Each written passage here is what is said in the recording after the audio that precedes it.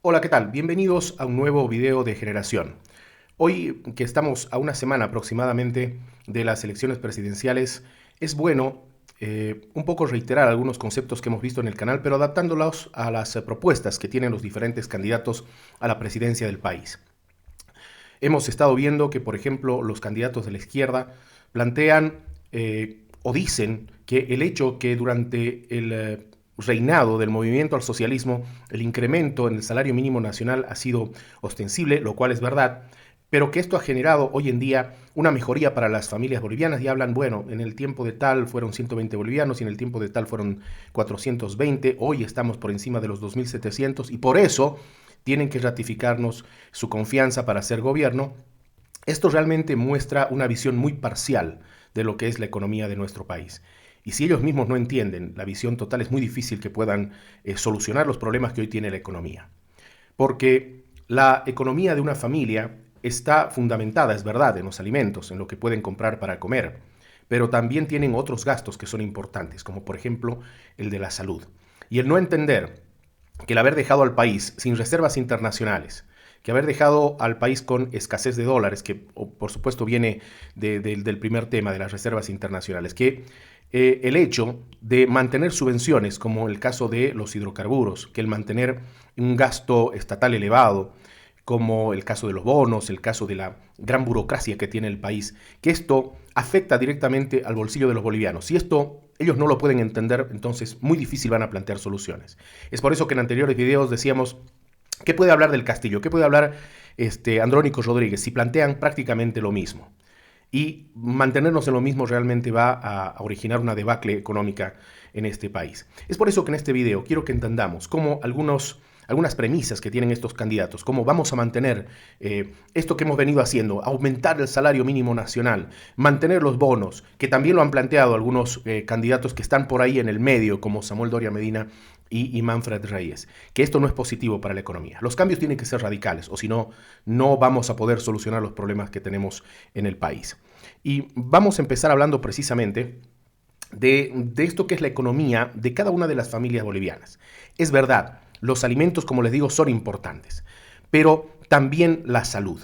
Si nosotros pensamos que las importaciones que realiza el país cubren el 70% de la demanda de medicamentos, estamos hablando que de cada 10 bolivianos que se gastan en medicinas, 7 vienen del exterior y están afectados por este dólar paralelo, porque no podemos mantener la ilusión de calcular a 6.96, porque nadie puede conseguir un dólar a 6.96. Lo conseguimos hoy por encima de los 13 bolivianos.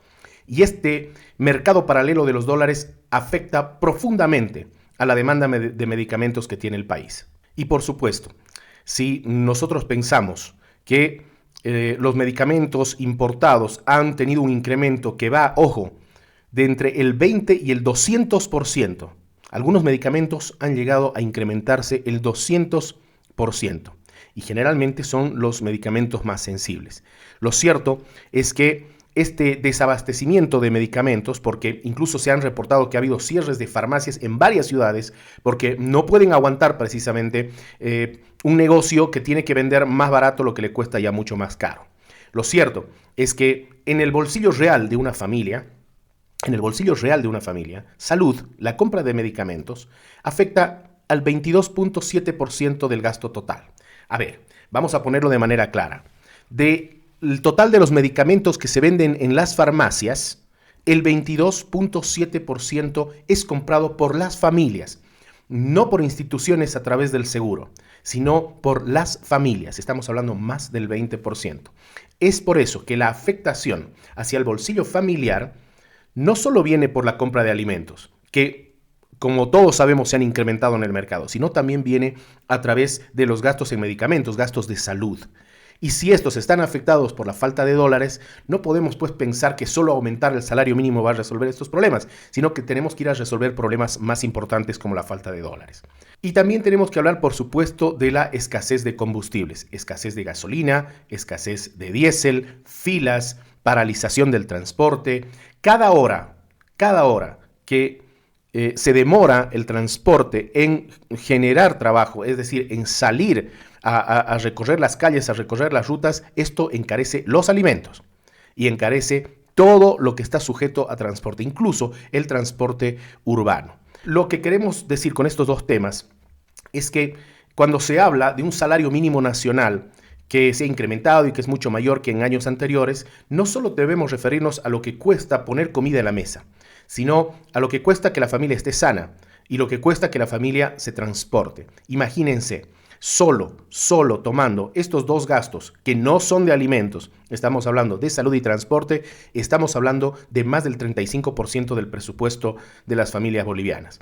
Por tanto, no basta decir en papel los 2.750 bolivianos generan mejoría, sino que hay que pensar que sin salud y sin transporte y sin las consecuencias de estos dos rubros, ya solo tenemos un 65% para abastecer lo que va a las mesas de las familias bolivianas. Esto es muy importante tomar en cuenta, porque si la propuesta simplemente se basa en esto, de vamos a aumentar el salario mínimo nacional, un salario mínimo nacional que no se negocia con las empresas, que no se negocia con quien produce los bienes, no se negocia con las empresas que tienen empleados, se negocia con la Central Obrera Boliviana. Es decir, una negociación absolutamente política y que, como vamos a ver más adelante, termina afectándonos absolutamente todos los bolivianos. Pero sigamos. La estructura del índice de precios al consumidor, que es lo que termina determinando al final la inflación, los alimentos y las bebidas no alcohólicas representan el 27%. El transporte, como veíamos, 12.5% y la salud está por encima del 20%. Por tanto, si nosotros, como bolivianos, tenemos una dependencia muy importante de la importación, tenemos que pensar que la falta de dólares en los bolsillos de los bolivianos, ni siquiera del gobierno, en el bolsillo de los bolivianos, tiene una afectación de por lo menos el 30% de nuestro presupuesto. Y con la inflación que se viene acelerando en el 2025, ya fuentes internacionales han hablado de más del 18% de inflación, cuando aquí en el país los datos falsos, por supuesto, que nos da el INE, hablan de solo el 9%. Pero estos dos factores solamente reducen la capacidad de compra del bolsillo de los bolivianos y nos dicen que este salario mínimo nacional termina no siendo tan relevante como para dar estabilidad a las familias bolivianas. Pero esto es solo la primera parte, es decir, concluyendo lo que hemos hablado hasta ahora, que en bolivianos el sueldo mínimo nacional sea muy superior a lo que ha pasado en las pasadas 2 o 3 décadas, no implica una capacidad de compra mayor de las familias bolivianas. No lo hace porque no solo se compra comida para la mesa, se compra servicios, se compra salud y también el transporte, que está con escasez de gasolina y diésel, tiene afectación sobre este presupuesto. Si concluimos en esto y pasamos a la segunda parte, van a poder entender el fondo de lo que es la economía de un país. Se habla de que el desempleo oficial, así lo dice el gobierno entre bombos y platillos, el desempleo oficial está en el 4%, pero este dato no captura lo que es el subempleo y sobre todo la rotación de ingresos. ¿A qué voy con esto? Nosotros debemos pensar que en el país, y esto está demostrado por datos no solo que se han generado en el país, sino también datos que se han generado en el exterior, de que la informalidad en nuestro país es del 80%, es decir, 8 de cada 10 bolivianos trabajan sin estabilidad, trabajan sin cobertura de salud y son, por supuesto, más vulnerables a shocks que se puedan dar en el precio del dólar. Por ejemplo, si tenemos que volver un poquito al tema de la salud, si no tengo ningún tipo de seguro, si soy informal y tengo que ir a comprar medicinas, por supuesto que ese incremento que les decía del 12.5% de los gastos de salud me va a afectar directamente. Se habla también de la disminución en la pobreza, ¿sí? El gobierno actual habla de una disminución en la pobreza, pero la combinación de inflación, falta de dólares, escasez de combustible, genera nuevos pobres.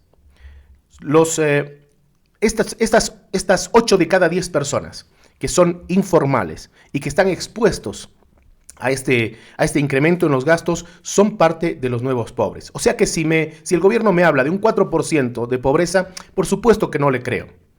Y lo vamos a explicar de esta forma.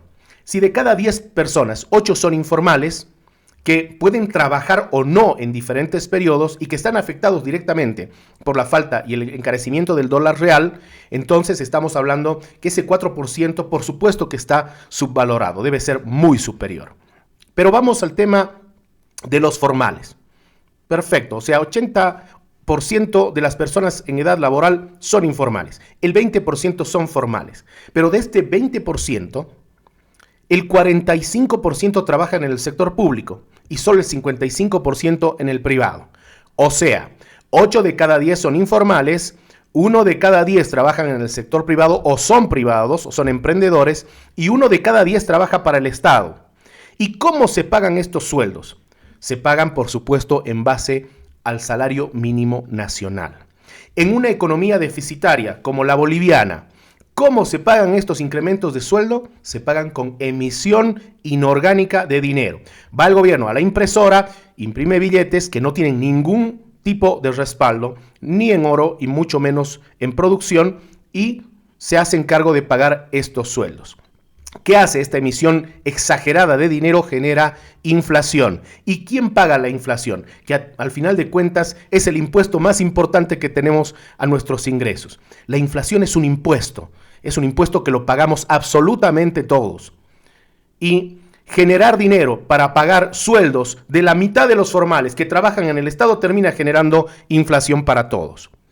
De esta manera, si las condiciones actuales, inflación, afectan a 9 de cada 10 bolivianos, entonces, ¿para qué vamos a incrementar el salario mínimo nacional?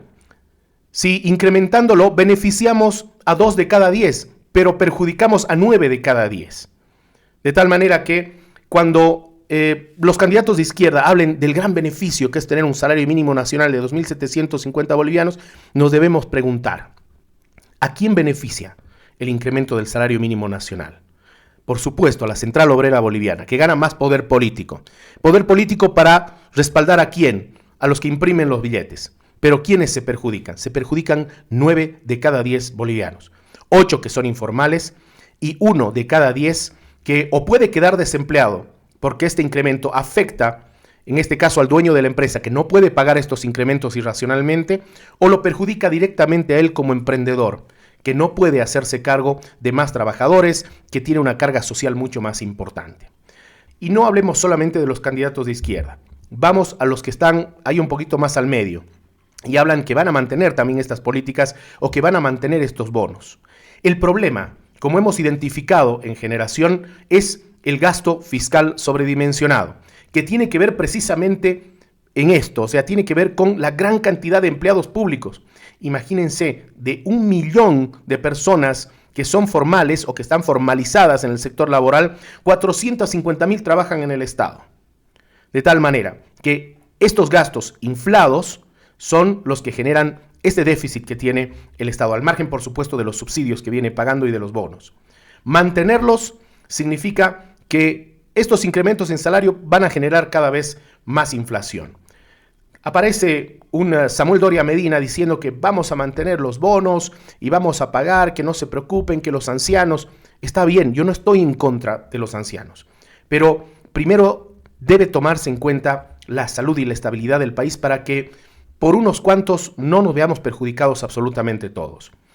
Yo le preguntaría a Samuel Doria Medina, que él dice, lo repite constantemente, yo soy empresario y sé, le preguntaría, ¿usted sacaría de sus utilidades para darle un bono a todos aquellos jubilados de las empresas que ha tenido históricamente, Soboce, Burger King, sus construcciones, a todos aquellos que han trabajado y ya están jubilados, ya son mayores de edad?